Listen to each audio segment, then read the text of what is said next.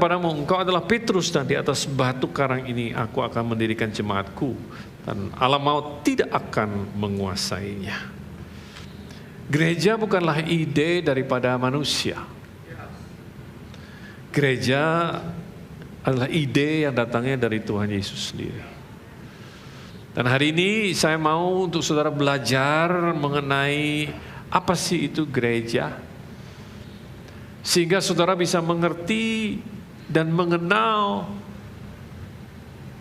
Tuhan saudara, Yesus, dan tahu siapa Dia terhadap kita dan siapa kita terhadap Dia, dan pengharapan apa yang terletak di dalam gerejanya. Karena sudah tidak zamannya lagi saudara cuma datang ke gereja, quote unquote, cuma datang sehari Minggu, saya kudu ke gereja karena saya orang Kristen. Tetapi saya mau saudara mengerti apa pengharapan yang terletak di dalam gereja. Mengapa Tuhan mendirikan gerejanya di bumi ini? Dan saya tetap percaya sampai hari ini bahwa the church is the hope of the world. Gereja adalah harapan daripada dunia ini. Gereja bukanlah milik hamba Tuhan atau pendeta, tapi gereja adalah milik Tuhan sendiri. Sedangkan para hamba Tuhan yang ada di tempat ini dipercaya oleh Tuhan untuk ikut menjadi partnernya Tuhan, untuk mengelola, untuk ngurusin apa yang Tuhan sedang bangun. Itu sebabnya penting, karena firman Tuhan katakan kalau bukan Tuhan yang membangun, kalau bukan Tuhan yang menjadi inisiatornya, maka sia-sialah semua orang yang mencoba untuk membangunnya. Kata jemaat yang juga seringkali diterjemahkan sebagai gereja berasal dari kata eklesia, yang artinya adalah sekelompok orang atau jemaat yang dipanggil keluar. Sekelompok orang yang dipanggil keluar. Dari apa? Dari mana mereka dipanggil keluar? Kemana mereka harus pergi? 1 Petrus 2 ayat yang ke-9 katakan, tetapi kamulah bangsa yang terpilih, imamat yang rajani, bangsa yang kudus, umat kepunyaan Allah sendiri, supaya kamu memberitakan perbuatan-perbuatan yang besar dari Dia yang telah memanggil kamu keluar dari apa? Dari kegelapan kepada terangnya yang ajaib. Jadi sekelompok orang yang telah dipanggil keluar dari kegelapan menuju kepada terangnya yang ajaib, itulah gereja. Sekelompok orang yang dipanggil keluar dari kehidupan gelap, dari kehidupan dosa, untuk hidup dalam kebenaran, itulah gereja. Sekelompok orang yang dipanggil keluar dari standarnya dunia ini menuju kepada standarnya kerajaan Allah, itulah gereja. Gereja lebih dari sekedar bangunan atau gedung, tapi gereja berbicara mengenai sekelompok orang, berbicara mengenai jemaat, berbicara mengenai saudara dan saya. We are the church. Kitalah gereja. Matius 18 ayat yang ke-20 katakan, sebab di mana ada 2 atau 3 orang berkumpul dalam namaku, dikatakan, disitulah aku ada di tengah-tengah mereka. Nah, untuk kita bisa mengerti, ada beberapa analogi yang dipakai. Tadi juga sempat disebut oleh para pemimpin pujian. Ada beberapa analogi yang dipakai di Alkitab tentang bagaimana hubungan Kristus dengan jemaatnya. Yang pertama, analogi yang dipakai adalah kita ini jemaat tubuhnya, sedangkan Kristus adalah kepalanya. Itulah hubungan yang menggambarkan antara kita dengan Kristus. Efesus pasal yang pertama ayat 22 sampai 23 katakan, dan segala sesuatu telah diletakkannya di bawah kaki Kristus, dan dia telah diberikannya kepada jemaat sebagai kepala dari segala yang ada. Jemaat yang adalah apa? Tubuhnya, yaitu, perhatikan, kepenuhan dia yang memenuhi semua dan segala sesuatu. Analogi yang dipakai adalah kepala dan tubuh, dan kepala dan tubuh adalah sebuah kesatuan yang tidak bisa dipisahkan satu dengan yang lain. Kalau saudara cuma ngelihat tubuh tanpa kepala, ngeri banget kan, zombie gitu. Ya. Kepalalah yang menggerakkan seluruh bagian tubuh. Kristus adalah kepala kita. Dialah raja, dialah pemimpin kita yang berkuasa atas seluruh kehidupan kita. Kita bukan hanya sekedar tubuh yang biasa, tetapi jelas dikatakan oleh firman Tuhan, kita adalah tubuh yang mengalami seluruh kepenuhan Dia, yang memenuhi semua dan segala sesuatu. Apa artinya?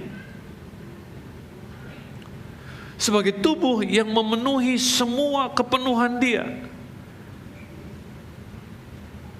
yang mengalami semua kepenuhan Dia di dalam segala sesuatu. Artinya sebagai tubuh, karena Dia kepala, sebagai tubuh kita perlu memanifestasikan semua pemikiran Dia. Halo? Kita perlu memanifestasikan semua pemikiran Dia, semua nilai-nilai kerajaan Allah, semua prinsip kebenaran yang ada di dalam kepala, yaitu Kristus. Nah, tugas kita sebagai gereja, sebagai jemaat adalah memanifestasikannya dalam kehidupan kita sehari-hari.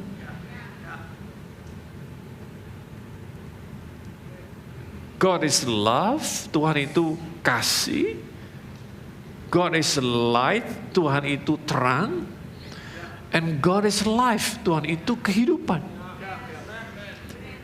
Jadi kita harus bisa memanifestasikan kasih-Nya, terangnya, dan kehidupannya di dunia ini, di mana saudara ditempatkan. Full of peace, penuh dengan damai, and full of joy, penuh dengan sukacita. Nah, dalam 1 Korintus 2 ayat yang ke-16 dikatakan, sebab siapakah yang mengetahui pikiran Tuhan sehingga ia dapat menasihati Dia? Tetapi kami memiliki pikiran siapa? Kristus. Karena sebagai tubuhnya kita mengalami semua kepenuhan Dia. Berarti kita bisa untuk adopt, untuk mengerti pemikiran Kristus. Dengan kata lain, kita dipanggil untuk merepresentasikan Kristus di dunia ini. Saudara dan saya jadi wakilnya Kristus, menjadi dutanya Kristus dimanapun saudara ditempatkan. In the marketplace, di tempat kerja, di sekolah, di universitas, di saat saudara berbisnis, dan bahkan dalam pernikahan kita pun. Kita perlu untuk memanifestasikan pemikiran Kristus, supaya pemikiran Kristus, nilai-nilai, prinsip kebenaran firman Tuhan bisa dilihat oleh orang yang ada di sekitar kita. Dan itu penting untuk kita mengerti, karena kita ini tempat untuk menerima semua kepenuhan Dia. Itu sebabnya mengapa penting untuk kita terus belajar dipimpin oleh Roh Kudus. Belajar untuk mengenal, menghidupi pemikiran Kristus. Melalui apa? Melalui firman-Nya. Bagaimana kita bisa tahu cara berpikirnya Kristus kalau kita nggak pernah tahu apa yang difirmankannya? Kita perlu belajar firman Tuhan supaya kita bisa mengerti nilai-nilai kebenaran firman Tuhan. Kita mengerti prinsip kebenaran kerajaan Allah yang notabene jauh lebih tinggi, jauh lebih mulia daripada nilai yang ada di dunia ini.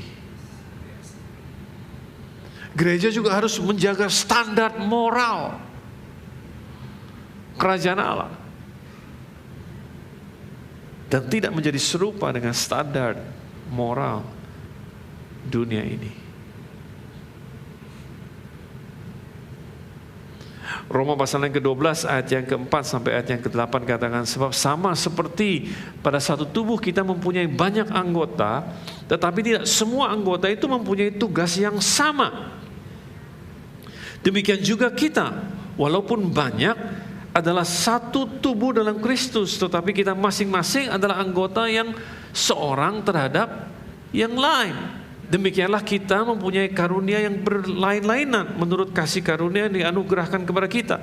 Jika karunia itu untuk bernubuat, baiklah kita melakukannya sesuai dengan iman kita. Jika karunia itu untuk melayani, baiklah kita melayani. Jika karunia itu untuk mengajar, baiklah kita mengajar. Jika karunia itu untuk menasehati, baiklah kita menasehati. Siapa yang membagi-bagikan sesuatu, hendaklah ia melakukannya dengan hati yang ikhlas. Siapa yang memberi pimpinan, hendaklah ia melakukannya dengan rajin. Siapa yang menunjukkan kemurahan, hendaklah ia melakukannya dengan sukacita. Gereja seharusnya menjadi contoh dari bersatu dalam perbedaan. Halo? Gereja harusnya menjadi contoh dari unity in diversity, karena gereja itu sebuah tubuh yang terdiri dari berbagai macam anggota dengan karunia dan bakat yang berbeda-beda, di mana setiap anggotanya saling memerlukan dan saling mendukung. Kita ini anggota satu terhadap yang lain dikatakan. Dan anggota yang satu tidak bisa berdiri sendiri, karena dia memerlukan yang lain untuk dia bisa berfungsi. And that's the beauty of a church. Itulah indahnya sebuah gereja, kalau semua orang yang masuk menjadi bagian dari gereja itu mengerti apa yang diharapkan dari dia, baik oleh Tuhan maupun oleh sesama anggota. Dan bagaimana posisi dia, dan juga pengharapan apa yang terletak di dalam gereja untuk dia. 1 Korintus 12 ayat 20 sampai 27 dikatakan, memang ada banyak anggota tetapi hanya satu tubuh. Jadi mata tidak dapat berkata kepada tangan, aku tidak membutuhkan kau. Dan kepala tidak dapat berkata kepada kaki, aku tidak membutuhkan engkau. Malahan justru anggota-anggota tubuh yang nampaknya paling lemah yang paling dibutuhkan. Kepada anggota-anggota tubuh yang menurut pemandangan kita kurang terhormat, kita berikan penghormatan khusus. Perhatikan baik-baik kata-kata ini. Dan terhadap anggota-anggota yang tidak elok, kita berikan perhatian khusus. Hal itu tidak dibutuhkan oleh anggota-anggota kita yang elok. Allah telah menyusun tubuh kita begitu rupa sehingga kepada anggota-anggota yang tidak mulia diberikan penghormatan khusus, supaya jangan terjadi perpecahan dalam tubuh, tetapi supaya anggota-anggota yang berbeda itu saling memperhatikan. Ada kata saling di situ. Karena itu jika satu anggota menderita, semua anggota turut menderita. Jika satu anggota dihormati, maka semua anggota turut bersukacita. Kamu adalah satu tubuh dan kamu masing-masing adalah anggotanya.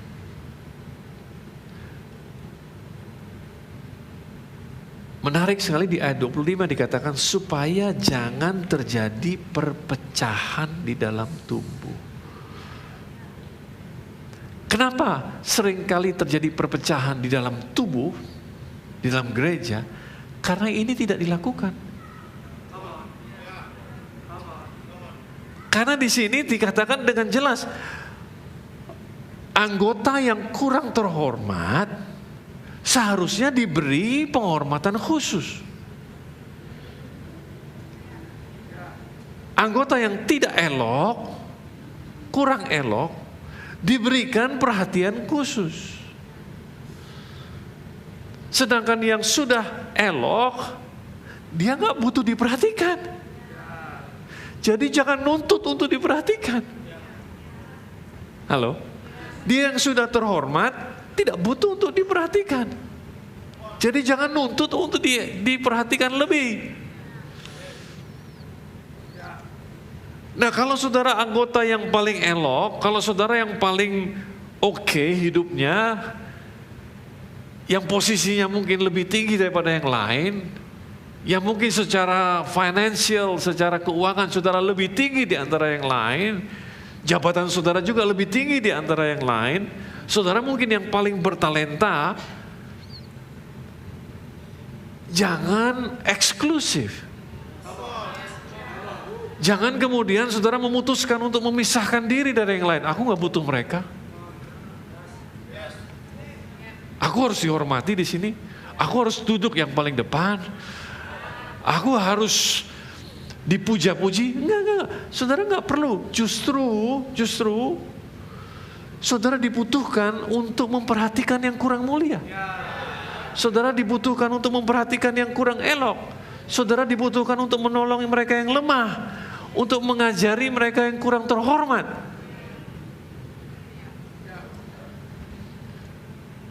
Jadi jangan eksklusif. Saudara justru dibutuhkan. Jangan kemudian, oh enggak, saya cuma kesini untuk ke gereja aja, saya nggak mau terlibat. Justru saudara harus tertanam. Supaya saudara bisa memberikan kelebihan saudara kepada mereka-mereka yang kurang. Sehingga tidak ada perpecahan di dalam gereja. Bukankah Yesus katakan terlebih berbahagia memberi daripada menerima? Karena sebagai anggota saudara pun seberapa eloknya saudara nggak bisa berdiri sendiri. Karena saudara butuh yang lain. Dan yang merasa kurang elok juga jangan merasa minder. Yang merasa kurang terhormat juga jangan merasa bahwa kurang percaya diri, kemudian terus memisahkan diri dari yang lain. Saudara malah tidak terbantu. Justru saudara harus tertanam di dalam gereja supaya saudara mendapatkan bantuan sehingga saudara bisa di-upgrade, dinaikkan, diperlengkapi, di-empowered seperti tadi drama tadi yang kita lihat. And that's the beauty of a church. Itulah indahnya gereja kalau gereja bisa berfungsi dengan baik.